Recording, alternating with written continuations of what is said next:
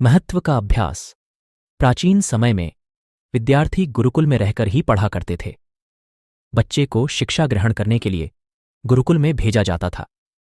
बच्चे गुरुकुल में गुरु के सानिध्य में आश्रम की देखभाल किया करते थे और अध्ययन भी किया करते थे। वरदराज को भी सभी की तरह गुरुकुल भेज दिया गया।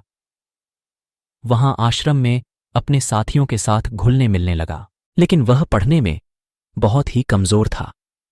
गुरुजी की कोई भी बात उसके बहुत कम समझ में आती थी। इस कारण सभी के बीच वह उपहास का कारण बनता है।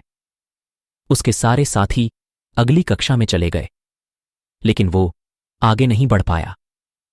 गुरुजी जी ने भी आखिर हार मानकर उसे बोला, वरदराज, मैंने सारे प्रयास करके देख लिए हैं। अब यही उचित होगा कि तुम यहां अपना समय बर्बाद मत करो।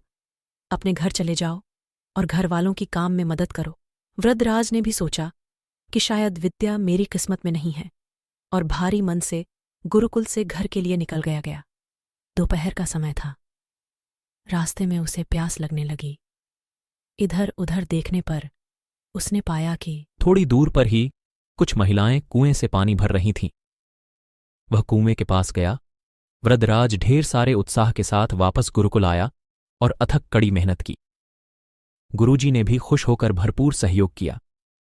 कुछ ही सालों बाद यही मंदबुद्धि बालक वरदराज आगे चलकर संस्कृत व्याकरण का महान विद्वान बना, जिसने लघु सिद्धांत कौमुदी, मध्य सिद्धांत कौमुदी, सार सिद्धांत कौमुदी, गीरवाण पद मंजरी की रचना की।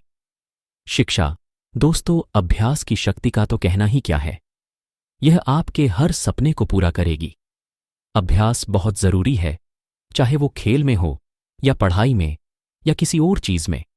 बिना अभ्यास के आप सफल नहीं हो सकते हो। अगर आप बिना अभ्यास के केवल किस्मत के भरोसे बैठे रहोगे तो आखिर मैं आपको पछतावे के सिवा और कुछ हाथ नहीं लगेगा। इसलिए अभ्यास के साथ धैर्य, परिश्रम और लगन रखकर आप अपनी मंजिल को पाने के लिए जुट जाएं।